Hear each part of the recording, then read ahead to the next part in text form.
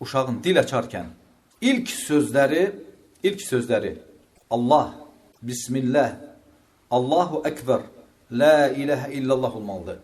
İlk nəsə danışmağa uşaq başlayır, lə, bə, belə hecalar deyəndə artıq ana gözəl şəkildə ona ağzını açanda, yəni ki, o gözləyir ki, hardan bir səs işitsin, onu təqlid eləsin.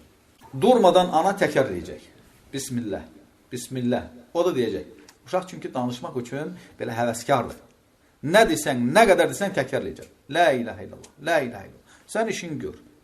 Əlində evini süpür, ana, xörəyini bişir, təmizliyini elə, nə elə. Uşaq da dalınca gəzəsdir. Hara getsən dalınca gəlir. La ilahe illallah, la ilahe illallah. Balam, la ilahe illallah de. Bismillah de. Allahu Ekber, Allahu Ekber. Qul huvallahu əhəd.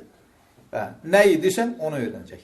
İlk sözləri qoy, yəni ki, Allahın dinindən, Allahın rizasına uyğun sözlər olsun.